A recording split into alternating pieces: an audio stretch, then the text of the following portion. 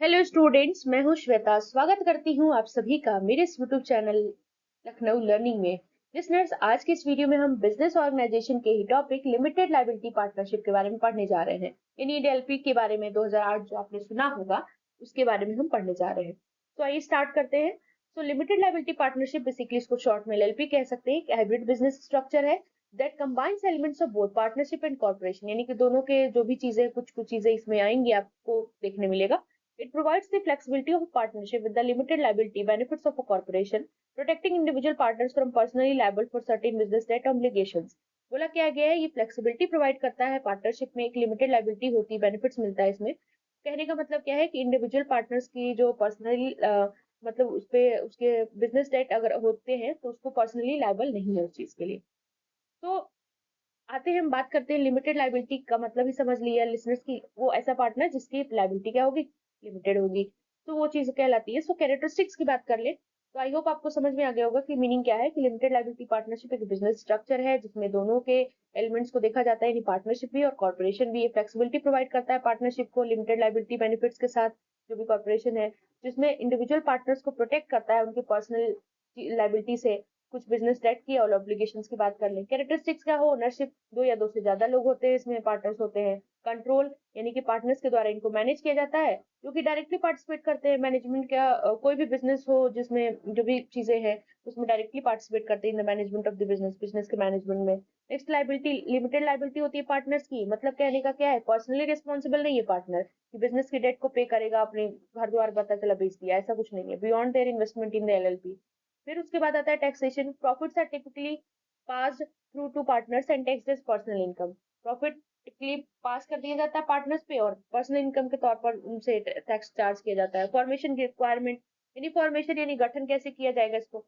तो इस requires registration, इसमें रजिस्ट्रेशन की जरूरत होती है कुछ गवर्नमेंट बॉडी की, अप्रोप्रिएट गवर्नमेंट बॉडी के साथ। और बोला गया है कि इसमें adherence to specific legal requirements, यानी कुछ लीगल रिक्वायरमेंट्स आपको फुलफिल करने पड़ेंगे। कंटिन्यूटी क्या होती है, can continue despite changes in partnership such as withdrawal और डेथ ऑफ द पार्टनर। मतलब ये कंटिन्यू रहेगा, है ना, चाहे जो भी पार्टनरशिप में चेंज हो जाए ये कंटिन्यू चलता रहेगा, चाहे कोई पार्टनर जाए कोई ना जाए, इससे इसको कोई मतलब नहीं है। सो ये होता है लिमिटेड लायबिलिटी पार्टनरशिप में कुछ characteristics. I hope listeners it's clear. Next move करते हैं हम एडवांटेजेस पे। अब एडवांटेजेस क्या क्या है इसके, तो एडवांटेजेस की बात कर ले लिसनर्स। तो एडवांटेजेस रहा ये, क्या क्या फायदे हो सकते हैं अगर ये पार्टनरशिप वाली आप चीजें करते हैं तो इसमें बात कर लेते हैं लिमिटेड लाइबिलिटी की। सबसे पहला, पार्टनर्स पर्सनली लाइबल नहीं है किसी भी डेट या लाइबिलिटीज के लिए, ठीक है। और जो भी कैपिटल कंट्रीब्यूशन को बियॉन्ड उनको छोड़ दिया जाए तो यानी कि लिमिटेड लाइबिलिटी होती है। फ्लेक्सिबिलिटी होती है मैनेजमेंट में, है ना, मतलब पार्टनर्स मैनेज कर सकते हैं बिजनेस को डायरेक्टली बिना बोर्ड ऑफ डायरेक्टर्स के भी। पास थ्रू टैक्सेशन, प्रॉफिट जो होते हैं पास होते हैं पार्टनर्स को और वहां से उनके पर्सनल इनकम से भी टैक्स चार्ज किया जाता है, डबल टैक्सेशन अवॉइड की जाती है। नेक्स्ट आता है इजी फॉर्मेशन एंड मेंटेनेंस, यानी कि लेस कॉस्टली होता है, इजियर होता है एस्टेब्लिश करना कॉर्पोरेशन के मुकाबले में। फ्यूअर कॉम्प्लायंस रिक्वायरमेंट्स होती हैं इसकी। अट्रैक्टिवनेस टू प्रोफेशनल्स, मतलब क्या है, आइडियल होता है प्रोफेशनल सर्विस फॉर्म के लिए, जैसे लॉ फॉर्म हो गई, काउंटिंग फॉर्म हो गई, जहां पर पार्टनर के पास लिमिटेड लायबिलिटी प्रोटेक्शन रहता है। तो ये कुछ एडवांटेजेस है लिसनर्स। अब बात कर लेते हैं डिसएडवांटेजेस की। लिसनर्स, वीडियो अच्छा लगे तो वीडियो को लाइक शेयर एंड सब्सक्राइब करना ना भूलिएगा।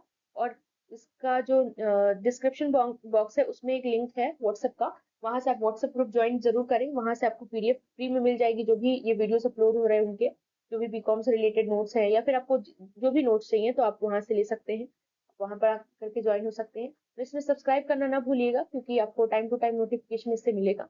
तो आइए देखते हैं अब डिसएडवांटेजेस क्या होता है।